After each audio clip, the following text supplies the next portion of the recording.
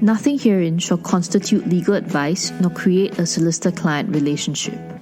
If you are currently facing legal troubles, please seek your own independent legal advice. Many law firms provide a non-obligatory, free of charge first meeting, especially for divorce and criminal matters. All opinions expressed here are our own and do not reflect the values, opinions, and practices of our firms, friends, and families. If you have prenuptial agreements, that will keep my assets safe in the divorce. And that is also aligned with, sometimes family members come and they say, how do I prevent my gold-digging daughter-in-law from profiting from my husband, in the event of a divorce? I think opinions differ greatly on this topic about whether or not prenuptial agreements are enforceable in Singapore. I take the position that they are not. And I think many lawyers take the position that they are. And I'll explain why there's a difference in this opinion. In law, there is this concept of prima facie, which directly translates to on the surface. So for most contracts, right, on the surface of those contracts, they are enforceable because they are in writing and they are signed. But that's not the case for prenuptial agreements. Meaning that if you bring a prenuptial agreement, even though it's in black and white and signed to the court, it's not automatically enforceable. The court has to ask certain questions. So the court will ask, is this in line with public policy? Did the parties act in accordance with this agreement? So this is where pre-contractual negotiations and post-contractual negotiations have significantly more weight to determine the effect of the contract than the actual black and white.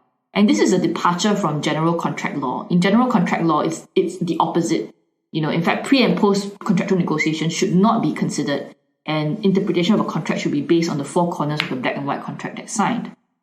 So prima facie, I would say that actually prima facie for a prenuptial agreement, it is not automatically recognized by the courts. So I take the position that prenuptial agreements aren't enforceable. Do I think that you should still sign them? Sure, if it makes you more comfortable. But will it guarantee that your assets are yours post-divorce? The answer is no. It does not guarantee your assets post-divorce. In fact, the only one case where I've seen where post-nuptial agreement was considered and accepted by the courts was again a very, very specific exceptional circumstance. In all other situations where the couple are Singaporeans, where Singapore law, they have not been enforced in entirety. If you are doing a prenuptial agreement, what you have to remember is behave in the manner that you had agreed at the time when you signed the documents. If there are going to be many changes in the course of the marriage and the prenuptial agreement is no longer the way that parties organize themselves and their assets and all of that, then the prenuptial agreement no longer has any relevance at the time of divorce because so much has changed. Certain assets that you had initially wanted to ring fence, suddenly parties start enjoying them together, and so they fall into the pool of matrimonial assets. The more parties depart from the prenuptial agreement at the time in which they sign it, then the lesser the level of importance the court will give to that document. So if you are doing a prenup, then parties should conduct themselves in a manner that is consistent with the prenup so that at the time of divorce, greater weight will be given to what parties had agreed. Maybe let me ask T, have you read of any cases where the prenuptial agreement was enforced to the T?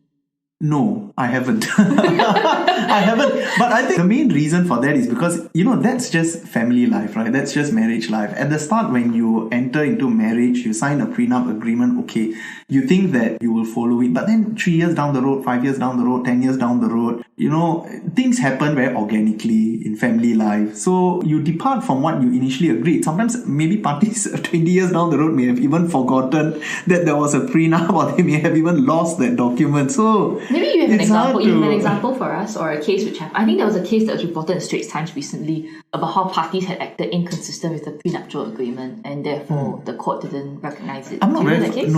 No, I don't. So that case involved, I think, again, my memory is foggy here, but the purchase of an investment property. And essentially, the investment property was in the husband's own name, and the husband was like, well, no, it's not a matrimonial property because I bought it before, and according to the agreement, it's to be considered a pre-matrimonial asset, so it's not part of the division. But what eventually happened is that, of course, because this was a long marriage, 20-odd years, organically, the proceeds from the investment property was used to finance the family or something or other.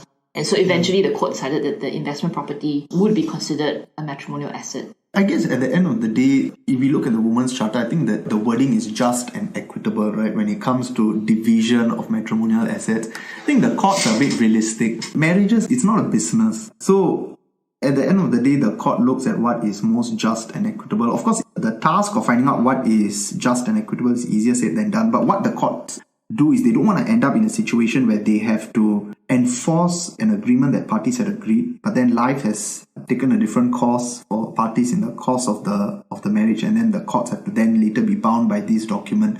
It won't be in the interest of the parties that are involved.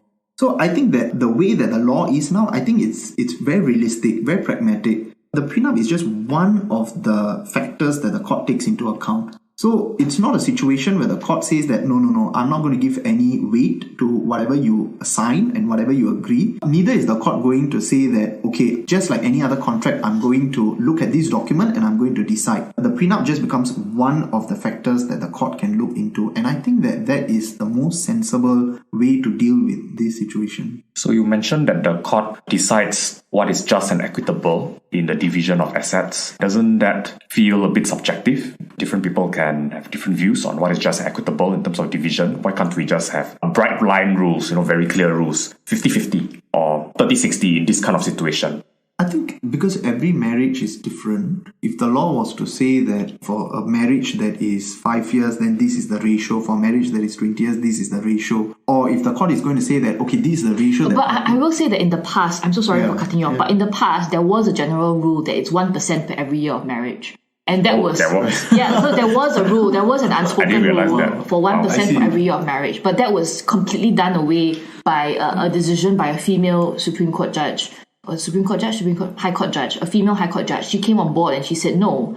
She wrote actually a very compelling judgment on why women's work, taking care of the children and cooking and cleaning, should account for something in a marriage. It's a very, very famous case. It's a seminal case in Singapore family law. Tell us more. 1% for every year of marriage, meaning 1% for the wife. Yeah, so I'm assuming a case where the wife is a homemaker and the husband is the only breadwinner. And the matrimonial pool, if we assume a standard case, would be some insurance policies, some money in the bank account, and a HDB flat. And we assume that the husband is the one that paid for everything. Yeah. So this is a very traditional 1950s marriage. Okay. So under those circumstances, there was an unspoken rule that it's 1% per every year of marriage. So for instance, if they were married for 27 years, then the wife gets 20% of the matrimonial pool. I see. Okay, So that changed. Oh, that's fascinating. It's a good thing that it changed. That changed drastically. Thank God. What we discuss in this podcast is general information only and is not legal advice. Also, our discussion does not give rise to a solicitor-client relationship between us and you, our listeners. If you are currently facing any issue or problem, you must obtain your own independent legal advice. Some law firms provide a non-obligatory, free-of-charge first meeting, especially for divorce and criminal matters. All opinions expressed here are our own. They do not reflect the values, opinions, and practices of our firms, friends, and families.